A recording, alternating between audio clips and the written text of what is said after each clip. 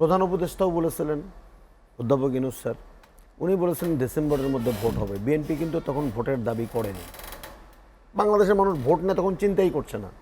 এরকম সময় ওনারা বলেছিলেন যে ভোটটা হবে ডিসেম্বর নাগাদ, আমি যদি মোটা তাকে বলি। এরপরে হঠাৎ করে অন্তর্বর্তীকালীন সরকারের প্রধান সর্বজন শ্রদ্ধেয় ইউনূস স্যার বললেন যে স্বল্প সংস্কার আর বেশি সংস্কার। এটা একটা নতুন একটা ডাইমেনশন রাজনীতিতে আসলো। স্বল্প সংস্কার করলে ডিসেম্বরে, বেশি সংস্কার করলে জুনে। এখন কিন্তু আর এই স্বল্প আর বেশি সংস্কার কিন্তু শুনছি না, এখন একদম বলা হচ্ছে যে জুনে। যেরকম আমাদের কালকে পরিবেশ উপদেষ্টা বলছেন যে জুন, এর বাইরে আমরা যাব না। আর তারপরে প্রেস সেক্রেটারি যিনি তিনি বলছেন জুন যাব না। আজকে প্রধান উপদেষ্টা জাপানে বলছেন সাবেক প্রধানমন্ত্রীর সাথে জুন যাব না। ওয়ালটন আবারও মিলিয়নিয়ার অফারে ওয়ালটন ফ্রিজ কিনে আপনিও হয়ে যেতে পারেন মিলিয়নিয়ার। পাটোয়ারি ভাই চমৎকার করে বলছেন, আজিজ ভাই বললেন যেটা বাংলাদেশ এটা তো আন্তর্জাতিক এরিনে না। জুনে বাংলাদেশে কোনো নির্বাচন হওয়ার কোনো নজির নাই। 12টা জাতীয় নির্বাচন হয়েছে দেশে, একটা হয়েছিল, একটা। হ্যাঁ, সেটা তো ভিন্ন প্রেক্ষাপট, ভিন্ন প্রেক্ষাপট। কিন্তু সেই জায়গাতে আমাদের এখনকার যে জলবায়ু যে অবস্থা, সেই জায়গায় আপনি মার্চের পরে যাওয়ার কোনো সুযোগ আছে বলে আমি মনে করি না। কারণ দেখেন, জানুয়ারিতে ডিসেম্বরের ভোট যদি আপনি বলেন, খুব উপযুক্ত সময় সবার জন্য। জানুয়ারিতে ছাত্রছাত্রী ভর্তি, সন্তানদের ট্রান্সফার ভর্তি, এটা আছে। ফেব্রুয়ারিতে রোজা ঈদ, মার্চে এসএসসি পরীক্ষা, তারপরে এপ্রিলের শেষে বা মে থেকে আপনি বর্ষাকাল শুরু হয়। এখন আপনি যে দেখতে পাচ্ছেন কুরবানি ঈদ আছে। ও দেশের অধিকাংশ নারী ভোটার কিন্তু গ্রামে বসবাস করে, শুধু নারী এবং পুরুষরা। তারপরে এই উল্লেখযোগ্য সংখ্যক মানুষকে, আমি কয়েকদিন আগে পাটোয়ারি এলাকায় গিয়েছিলাম সুন্দরগঞ্জে একটা কলেজ দেখার জন্য। এই অজপায়ে গাড়াবে এখনই পানিতে ভরে গেছে, বিভিন্ন বিলগুলো ডুবে গেছে। সেই জায়গাতে আপনি ভোট কেন্দ্র বিলের ভেতরে থাকবে, জলাশয়ে থাকবে, আপনি ভোট করবেন একটা ইনক্লুসিভ ভোট, এটা তো সাপোর্ট করে না বা এটা একেবারেই গ্রহণযোগ্য নয়।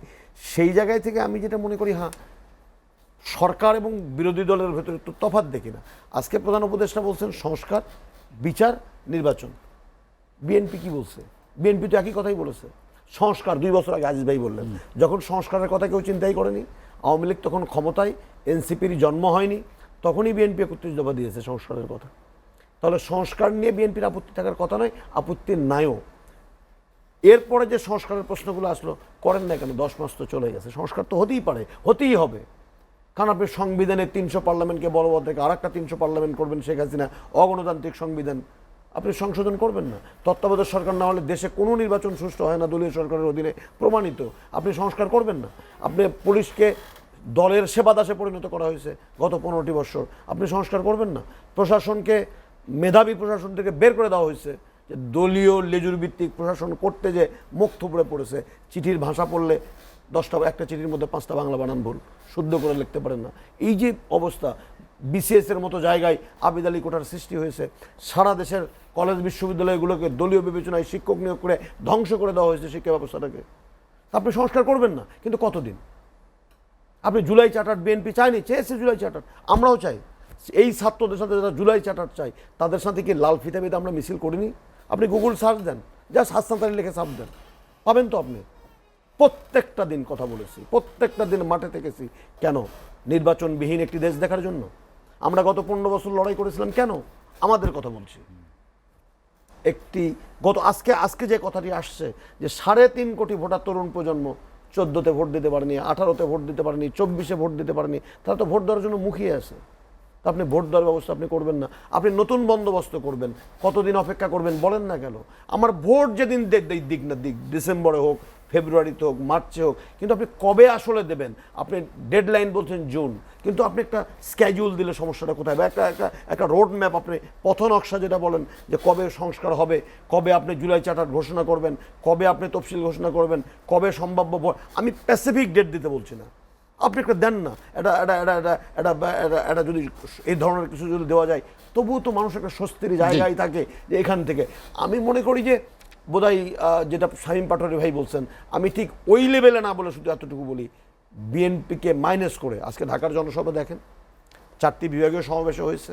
আজকে এটি ভুলে গেলে চলবে না, 71 সনে গোটা জাতি ঐক্যবদ্ধ ছিল গুটি কয়েক স্বাধীনতা বিরোধী শক্তি ছাড়া। কিন্তু পরবর্তীতে জাসদ তৈরি হলো, ঐক্য ধরে রাখতে পারলাম না, আমরা স্বাধীনতার সুফল পাইনি। 90-এর এরশাদ বিরোধী আন্দোলনে আমরা 3 দলের রূপরেখা অনুযায়ী দেশ স্বাধীন করলাম, আমার ভোট আমি দেবো, যাকে খুশি তাকে দেবো, আমরা সেই ঐক্য ধরে রাখতে পারিনি।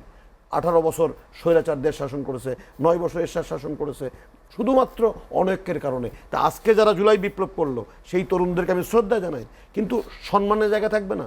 শেখ হাসিনা গত 15টি বছর অশ্রদ্ধার বাংলাদেশ তৈরি করেছে, অসম্মানের বাংলাদেশ তৈরি করেছে। প্রধান উপদেষ্টাকে লিফট বন্ধ করে 7 তলায় উঠাইছে, 7 তলা থেকে নামাইছে। 3-3বারের প্রধানমন্ত্রী বেগম খালেদা জিয়াকে পদ্মার নদীর মধ্যে টুপ করে ফেলে দিয়ে চুবানের কথা বলেছে। কোনো বরেণ্য মানুষ সম্মান পায়নি। আজকে সেই অশ্রদ্ধার বাংলাদেশ যখন তরুণ সন্তানরা যখন বড়দের সম্পর্কে, যারা 3-3বার ক্ষমতায় ছিল তাদের সম্পর্কে যখন যা খুশি তাই বলে, তখন কষ্ট হয়, একজন শিক্ষক হিসাবে কষ্ট হয়। সেই শ্রদ্ধার বাংলাদেশ তৈরি করার জন্য, 24-এর বন্দোবস্ত তৈরি করার জন্য যে ঐক্য শক্তি যে ছিল, প্রত্যেকে যারা মাঠে ছিল, আমি দয়া করে শুধু বলবো আপনাদের অনৈক্য জাতির জন্য কোনো সুখকর কিছু হয়ে আসবে না, বরং ক্ষতির একটি ডক্টর হাসানাত আলী, আমরা আলোর মুখ দেখা ছাড়া আমাদের ভবিষ্যৎ একেবারেই অন্ধকার। কারণ মনে রাখতে হবে যে আমরা 1580 জন তরুণ প্রজন্ম রক্ত দিয়েছে একটা নতুন বন্দোবস্তের জন্য, যে বন্দোবস্তের জন্য লড়াই করেছে বিএনপি জামাত সহ 18টি বছর এই দেশে। ইলিয়াস আলী গুম হয়ে গেছে, চৌধুরী আলম গুম হয়ে গেছে, আয়নাঘর আমরা দেখেছি, কি নিদারুণ নির্যাতন, মানুষ ঘরে থাকতে পারেনি, বাড়িতে থাকতে পারেনি মামলার পরে। আমি বিশ্ববিদ্যালয়ের শিক্ষক, 2018 সনে ক্লাস নিয়ে রাজশাহীতে গায়েবী মামলার আসামি, শান্তিতে কাউকেও থাকতে দেয়নি। আপনারা কি এরকম একটি বাংলাদেশ চান? আমি যারা স্টেক হোল্ডার, অধ্যাপক ইউনূস স্যার সহ যারা সরকারে আছেন, অনেকেই আছেন, আসিফ নজরুল স্যার আছেন ঢাকা বিশ্ববিদ্যালয়ের শিক্ষক, আমার সহকর্মী, উনি জানেন যে যদি 5 তারিখ না হতো উনি বাড়িতে ফিরে যেতে পারতেন না। এরকম আরেকটি পরিস্থিতি বাংলাদেশে তৈরি হোক, যেটা আমার পাটোয়ারি ভাই যে আশঙ্কার জায়গা বলছেন, এটি না হোক। আমি চাই যে দয়া করে আপনারা এক জায়গায় নিজেরা বসে নিজেদের স্বার্থে, দেশের স্বার্থে, রাজনীতির স্বার্থে। কদিন আগেই তো বসলো, তারপরে তো না, এই বোধোদয় হতে হবে, তো আপনাকে মিন করে বসতে হবে। সরকারকেও অনুরোধ করবো, পাটোয়ারি ভাই বলছেন, এই সরকারের তো রাজনৈতিক কোনো উচ্চাভিলাষ থাকার কথা নয়, কারণ তাদের কোনো রাজনৈতিক দল নেই, দল করে সফলতা হওয়ার অতীত ইতিহাসও নেই। অতএব সেটি যদি না হয়, যেহেতু দেশের মানুষ, এই যে বলে জনগণ সবাই আমার হাতে, আরে ভাই জনগণের যদি হিসাব করেন তাহলে যে 3টি ভোট সুষ্ঠু হয়েছে সেই 3টি ভোটের স্ট্যাটিস্টিক না, 34% ভোট বিএনপির, 34% ভোট আওয়ামী লীগের, জামাতের 9% ভোট, এনসিপির জন্মই হয়নি, তাহলে সবগুলো যদি যোগ করেন বিএনপির সাথে জনগণ বেশি আছে। তাহলে সেই বেশি থাকা জনগণের দল যখন বলে যে আমরা আপনাদের দেওয়া প্রতিশ্রুতি মতো ডিসেম্বরে নির্বাচন চাই, আমরা চাইনি। আপনি বলেছেন অন্তর্বর্তীকালীন সরকারের প্রধান, আপনি সেনাবাহিনীর প্রধান, আপনি বলেছেন যে ডিসেম্বরের মধ্যে নির্বাচন হবে, আমরা সেটা চাই। এই বলাটা অন্যায় হবে কেন? এই চাওয়াটা নিয়ে সমালোচনা হবে কেন? আপনি সংস্কার করেন, এখনো পর্যাপ্ত সময় আছে, সংস্কার হতে পারে, জুলাই চার্টার হতে পারে, সমস্ত কিছুই করা সম্ভব এবং একটি সুষ্ঠু নির্বাচন করাও সম্ভব। সেই দিকেই সরকার যাবে। ডক্টর মোহাম্মদ হাসানাত আলী।